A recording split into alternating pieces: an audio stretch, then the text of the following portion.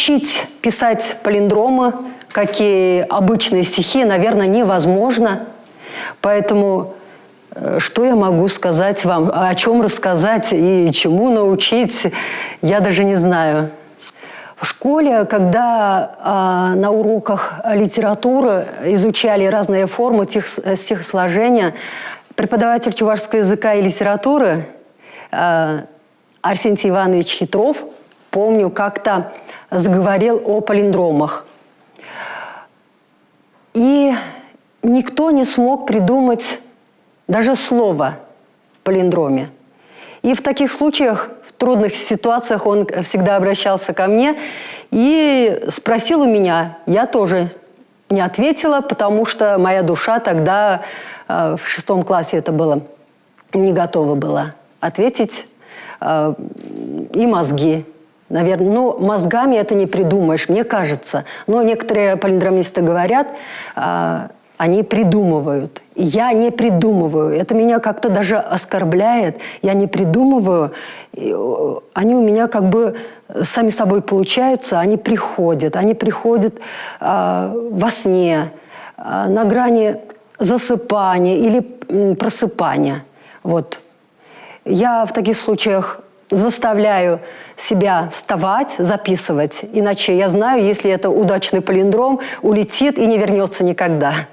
Ну, потом, помню, когда поступала я в Чувашский государственный университет на филологию, на журналистику. С филологами вместе мы учились на подготовительных курсах. Лекцию вел Андреев Валерий Васильевич. У него такие интересные лекции были. Вот проходили разные формы стихосложения.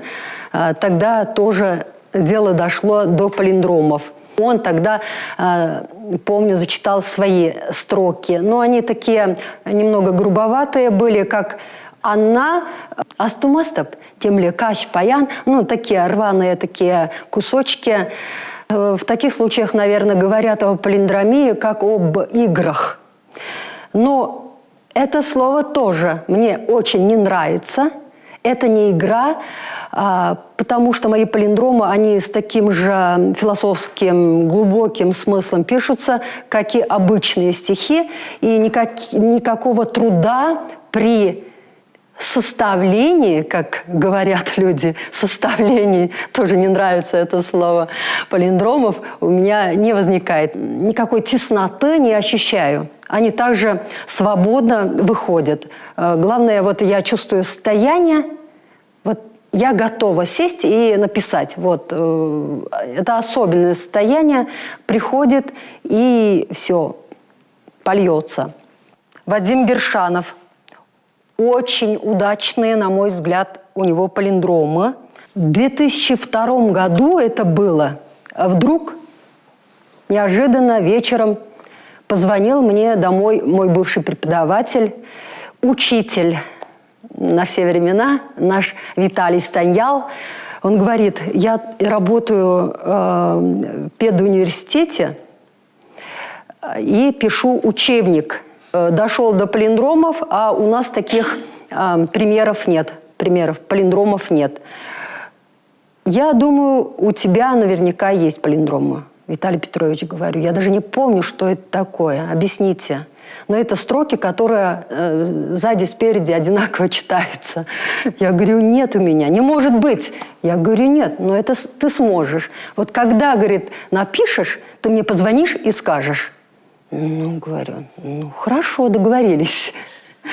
Внутри работа пошла, видимо. Я никогда, конечно же, по заказу не пишу ничего. Не получается. И чувствую, идет работа, и у меня пишется. Я звоню Виталию Петровичу, говорю, у меня есть палиндромы. Потом я принесла к нему целую книгу, то есть целую рукопись. Он говорит, у тебя внутри компьютер какой-то, мозгу или что? Ты программу какую-то придумала? Мне это так обидно стало. Какая программа? Если была программа, да, до меня умные люди давно придумали бы, да? Давно придумали бы, вставляли бы. Это все-таки, я думаю, если игра, как некоторые говорят, тогда, пожалуйста, по программе можно было бы вставлять сколько угодно вариаций, пожалуйста. Но я отношусь к палиндромам, повторюсь, как обычным стихам. На фестивалях международных я встречалась с Еленой Катюба. Елена Александровна, она известная в России палиндромистка. Она говорила, некоторые палиндромисты именно придумывают, вставляют палиндром, а некоторые вот сочиняют, как обычные стихи. Вот. Есть такой в России интересный палиндромист. Он доктор филологических наук, как раз написал докторскую работу на тему палиндромии. Александр Бубнов, мы с ним дружим. Я ему однажды рассказываю, вот как я начала, говорю, палиндромы писать, однажды обнаружила, что некоторые палиндромы обратно читаются, но с другим смыслом. Я очень удивилась, но когда обратно читается не с глубоким смыслом, и я выбросила в корзину. Он говорит, как обнаружила? Как? Как это обнаружила? То есть это вот составляют люди, а ты вдруг обнаружила. Ну, у меня вот так вот получается. Я никак это объяснить не могу и не собираюсь, и невозможно, наверное. Помню, в детстве мы играли, однажды подруге говорю, когда маленькие были, давай мы с тобой придумаем такой язык, будем с тобой общаться, чтоб никто нас не понимал, на своем языке придуманном, где все слова говорятся обратно. То есть я Анирам, ты Асирал. Вот. Я помню эти моменты. Ну, мы играли, мы так общались некоторое время. Это интересно было. Нас никто не понимал. Вот, были такие моменты. После того, как я написала эти поэмы в палиндромах, вот, все это началось с года палиндрома, в 2002 году, когда мне позвонил Виталий Станьял, да. Потом эти поэмы напечатались в Москве, в журнале «Футурум Арт», я помню, у Евгения Степанова. Потом вот эти книжки вышли, 2 тома. 1 том на чувашском языке, 2 том на русском языке. Но они, конечно, естественно, не переводы, потому что это непереводимо. Вот «На реке Ран». Название, заглавие тоже вот «На реке Ран». «На реке Ран». Обратно тоже так читается. Вот. «Соло-голос». Тут предисловие от Нера Петровича Хузангая, нашего известного литературного критика. Потом «Дорога за город» поэма и другие вещи. Все это в палиндромах. Потом как-то начали приходить не только строчки, а целые готовые стихотворения со смыслом. Но это надо, наверное, показывать. Например, берем вот эти книжки, палиндромы, так, это не брак, это вот так, такая задумка у Лангина. Он художник, вот так вот он оформил, и сам же издатель. Вот такая бородатая книжка. Берем любую книжку. Вот такое длинное стихотворение, вот такое длинное, и абсолютно все с конца так же читается, как сначала, про Родину.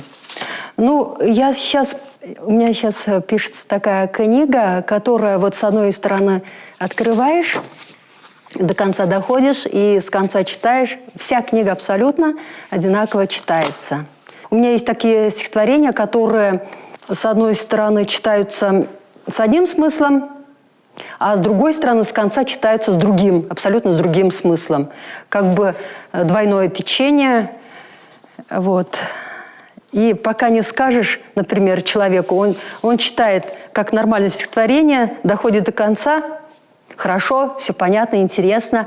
А вот теперь обратно читаете. Как обратно? Обратно тоже читается, но открывается другая тайна. Просто играть словами не люблю я. У меня серьезное отношение к слову, то есть там и глубина, и философия, там и музыка, и картина, образы, все на месте. И тогда я спокойна. Тогда я могу с этим выходить к читателю. А вот. Еще вопрос тогда, вот, да. Когда одну сторону пишешь, до конца дошла, ты уже знаешь, что там будет читаться в обратной стороне? Не знаю, это как-то постепенно вырисовывается, появляется. Вот очень интересный вопрос. Главное, чтобы пришло вот это состояние. Я знаю это состояние, все. Надо сесть и написать. Я не знаю, что буду писать. Главное, вот это особенное состояние. Вот. Оно не всегда приходит. Села, все и пошло. Я не знаю, что будет писаться. То есть или палиндром, или вот как, пока названия нет этому жанру, вот, или обратно с другим смыслом. Как пойдет, я не знаю. Откуда пришло это состояние, не знаю. Это просто, вы знаете, я помню, когда вот начала вот эти поэмы писать, ночью они приходят, и после того, как ставлю точку, и в душе такое небывалое состояние озарения. Озарение. Это ничем, никакими словами не объяснить. Это вот что-то такое, будто ты связан с космосом. У меня где-то, наверное, 5-6 рукописей, неизданных палиндромов, да. Вот когда столько вот они пишутся так много, и приходят такие мысли, наверное, может, вам смешно, мне тоже смешно бывает, когда я выхожу из этого состояния, будто там над нами есть такая сила, над нами есть такая сила, и будто наблюдает за нами. Будто вот это было где-то написано, было в природе, и вдруг, просто тебе дано, что ли, вот сдуть с этого камня, например, пыль старины, и все это выходит и читается строчка за строчкой. Такие изумительные, такие непонятные, необъяснимые мысли приходят. Какие темы вы чаще всего пишете в палиндроме? Вот есть любовные тексты? Вот, вы знаете, когда мне задают вопрос, как поэту, на какую тему вы пишете стихи, я теряюсь. Люди пишут там про березу стройную русскую, про маму конкретно, да, про погоду сегодняшнюю. Я ничего не могу сказать. Вот что они, как они, в какой форме приходят. То есть, может быть, там в одном стихотворении там мои переживания вчерашние, может, о будущем, что я думаю, может, прошлогодний сон. Там же и мои родители, там и наша Волга, там и любовь к своему народу, и к нашей огромной России. Я не знаю, что собирается, накапливается в душе, все это выходит. Поэзия – это такая необъяснимая сила, имеют ключ к необычным вещам, к другим измерениям, может быть, и объясняет словом что-то непостижимое. А инструмент-то всего лишь один – это слово. У скульпторы, допустим, там глина, камень, мрамор, я не знаю, лишнее отсекает, и появляется произведение искусства. А у меня слово только. Слово, которое я люблю, в котором вижу какую-то магию, какую-то огромную силу. И с детства, вот сколько себя помню, я это чувствовала. Юрацабрах, вышсабуран, айлат, уж утрав, ага туда путри хеде, леп ансавах. Эп ütпе тазара тараза теп, тюбе хавасна плетехер, тубадуда каварду щудал, янру пас, щевгарб, астар, ой. Ну, это вот как читается, как обычное же стихотворение, вот, легко читается. Вот, и мне Атнер Петрович Хузангай подарил такую изумительную книжку. Называется «Золото лос». Николай Ладыгин. Его кто-то из литературоведов, не помню, назвал штангистом, слово штангистом. Надо столько трудиться, чтобы написать такие палиндромы. А я удивилась, какой штангист. Я не штангист. У меня это легко получается. Просто чуть-чуть подняться с земли, полететь, и все. У меня такой повторяющийся сон есть. Я говорю кому-то из знакомых во сне: вот смотри, говорю, у меня вот так вот получается. Полетели вместе. Поднимаюсь, летаю и сама удивляюсь, как это легко получается, как мне хорошо. Потом просыпаюсь в другом сне и говорю: ой, это же во сне было. В другом сне просыпаюсь и говорю: ах, это сон был. И это постоянно вот этот сон повторяется. Вот, будто я хочу вновь и вновь доказать самой себе, что ли, что я умею так вот летать. Не знаю, не понимаю. Мы многое не понимаем. Человек несовершенен, мозги наши несовершенны. Мы многое объяснить не можем, что с нами происходит, почему так происходит. Вот.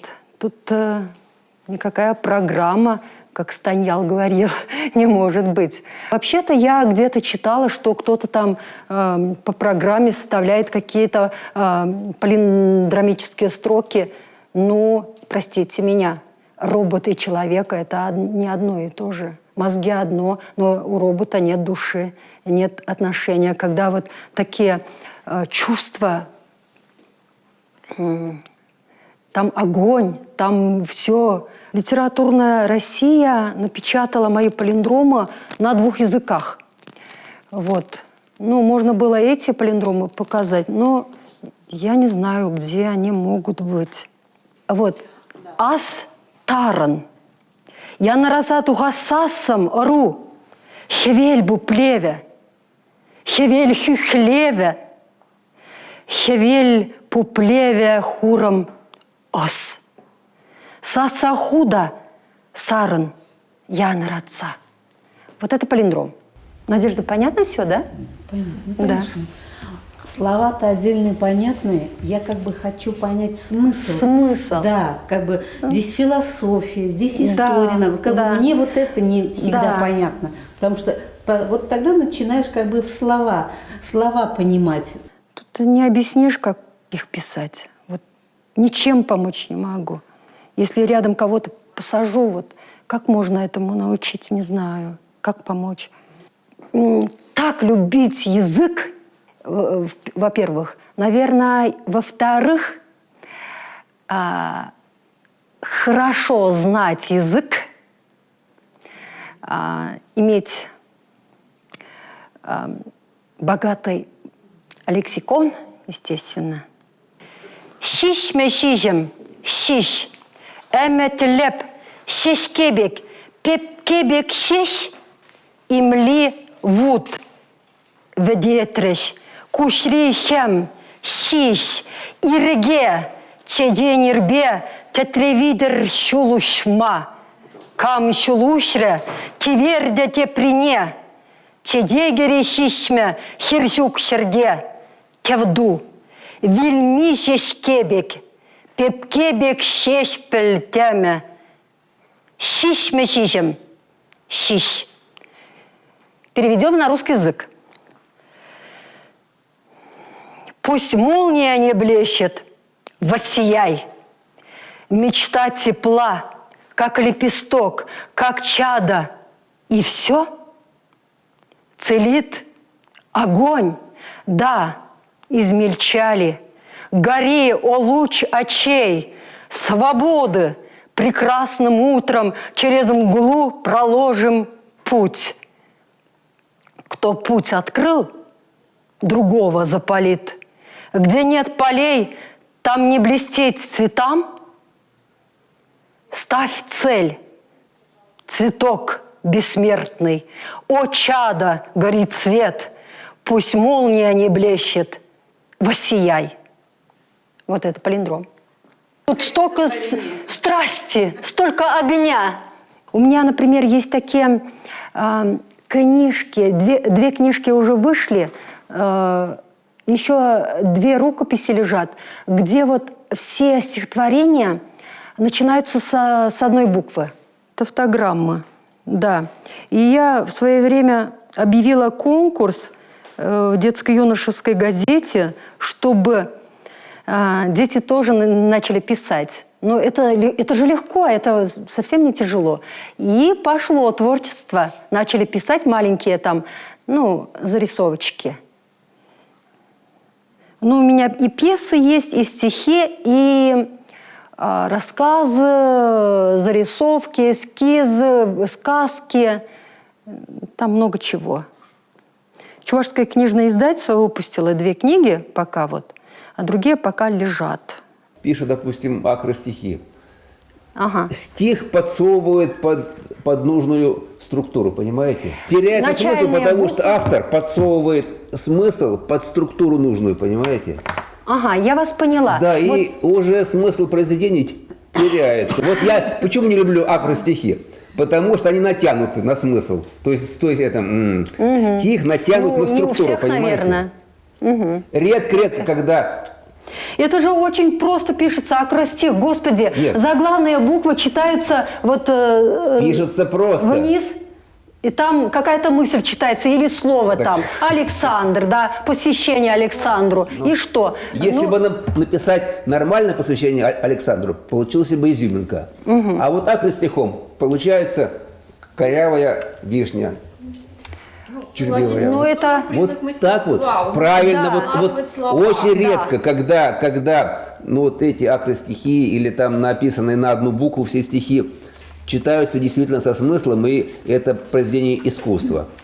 Чтобы там в стихе... Когда произведение искусства, то читаешь, когда его, ты не видишь, что это акростих. Ты поражен глубиной смысла. И только потом не отчаянно замечаешь, да это же акростих. Вот это да, это искусство. Вот, я это А когда понимаю, пишут да. название акростих, и пошел Чтобы вот эти произведение. заглавные буквы Это не ерунда. диктовали. Поэт, если он пишет стихотворение в любой форме, в любом жанре, если он поэт настоящий, он ни в коем случае не допустит ни одно пустое слово. Там колосьев пустых не может быть.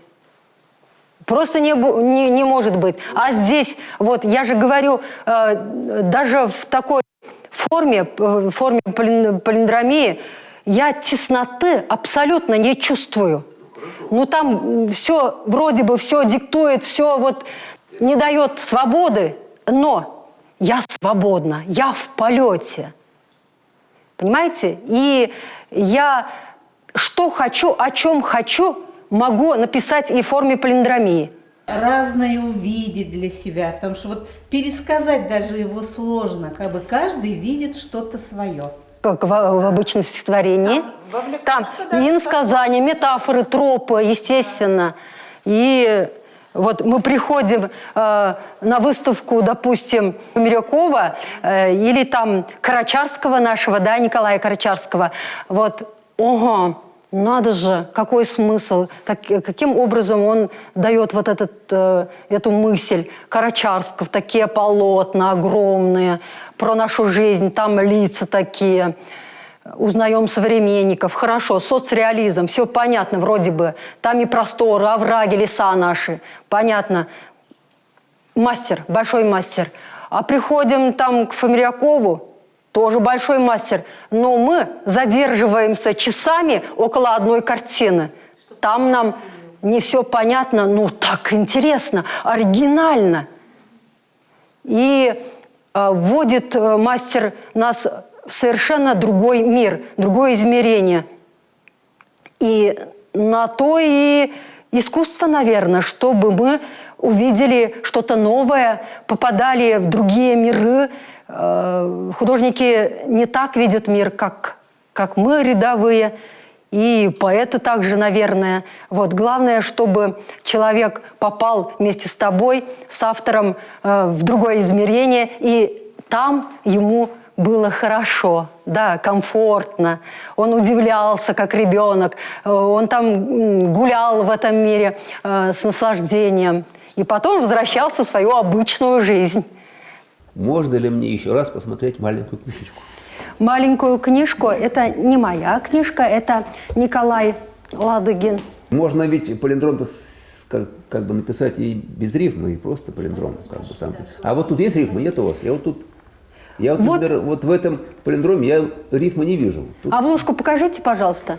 Ага, вот. Нет, ну золотой волос я вижу, ладно. Чтоб поняли. Это, ну, я бы сказала, в палиндроме каждый звук рифмуется, понимаете? Нет, не понимаю. А у меня есть такие стихи, которые, вот строчки, да, хотя в палиндроме каждый звук рифмуется, но в моих стихах палиндромических там и строчки тоже концовки рифмуются. Вот вы задаете вопрос. Про акростих вы говорили, да? Например, в стихотворении обязательно, вы думаете, обязательно должны быть рифмы. Рифмы – это же загнать мысли, всю картинку, все образы под рифмы тоже. Что-то теряется, наверное, но это мастерство поэта. Поэтому я говорю, если мастерства нет, тогда не берись за это. Ни за акростих, ни за тавтограмму, ни за палиндромы, вот, ни за обычное стихотворение. Если даже в обычном стихотворении, ну, написанном амфибрахией, допустим, да, нет такого огня, захватывающих моментов, нет образов, нет картинки, нет тайны, нет волшебства. А вот это все перечисленное есть в палиндроме. Тут не надо думать, вот, ой, это палиндром, это там, наверное, теснота, там все сложно, это набор слов. Поэзия – это все, и поэзия должна быть во всем, если даже стихотворение написано в палиндроме. Вот. Если этого нет, тогда называй по-другому или не пиши. Коротенький палиндром. Шер тузан, она сутрыш. Земной шар – пылинка, его предали. Вообще как бы непонятно, о чем спор, потому что алмаз, он и по себе алмаз, но если он в хорошей огранке и в оправе сделан тончайшим ювелиром, то это же получается вообще уникальная вещь. Поэтому кто-то пишет так, кто-то другое, ведь здесь именно вот это вот личностное начало, вдохновение играет роль. Я вообще не понимаю, о чем мы спорим. Да, конечно. Вот если в палиндроме в палиндромической поэме мы начинаем искать, вот тут внутри этой поэмы должен быть сонет, Да, потом акростих, все в одном не бывает. Педеть халу, пурнар, ирана шанар, иран ару пулах тедеп. Покинут силы, скажу я, надо жить, верить в завтрашний день. Ты будь наш род и завтра.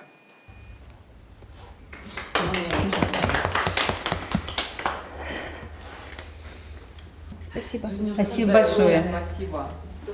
Я давно хотела услышать такую лекцию про палиндром. Очень интересно и познавательно. Спасибо. На самом деле.